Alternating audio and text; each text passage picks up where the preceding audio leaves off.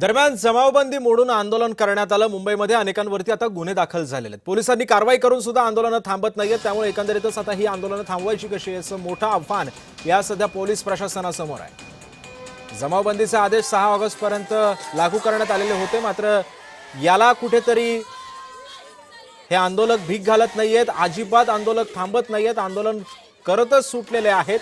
त्यामुळे एकंदरीतच या सगळ्या आंदोलकांना आता कसं थांबवायचं, ही आंदोलनं कशी थांबवायची असं मोठं आव्हान या पोलिसांसमोर आहे। महाराष्ट्राची संस्कृती नेहमीच गुंडेगारीविषयी, महाराष्ट्र धर्माला विरोध करणाऱ्यांविषयी आहेच। संत काही भूतकाळात नाहीयेत, मी काही संत नाहीये।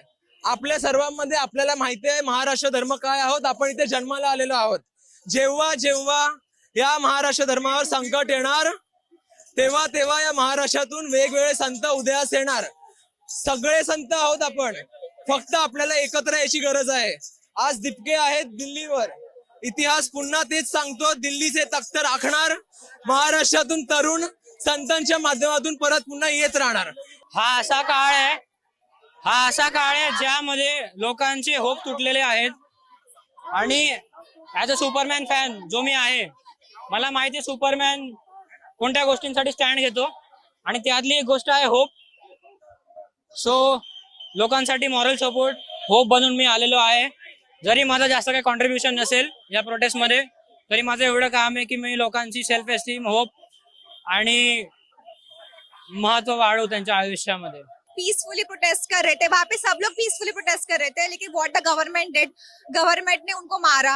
मतलब पुलिस वाले नीच के नीचे तक नहीं मार रहे थे, वो उनको सीधा सर में मार रहे थे, बच्चों को भी मारा, छोटे छोटे बच्चे आर ऑल्सो इंजर्ड। मतलब गवर्नमेंट को ये सब करके क्या मिलने वाला है? आई एम नॉट, मतलब हमारे कुछ राइट्स है, हम कुछ मांग रहे हैं, हम पागल तो नहीं है, कुछ ढंग का ही मांग रहे हैं, वो भी वो पूरा नहीं कर सकते। आई एम टोटली अगेंस्ट, इसीलिए आज सब लोग प्रोटेस्ट कर रहे हैं, बिकॉज कल जो उन्होंने किया वो पूरा गलत था। ही समाज व्यवस्था इतकी बिघडावत चालली आहे, आणि त्या सरकार विरुद्ध जर लढा उभा राहतोय तर तो खूप चांगला आहे। आणि जर आज माझं असं वाटतंय, म्हणणं आहे की आपण संविधानाच्या मार्गावरती शांततेरित्या चाललो आहे, आणि तसंच शांततेरित्या आपण चालू तर खूप चांगलंच आहे।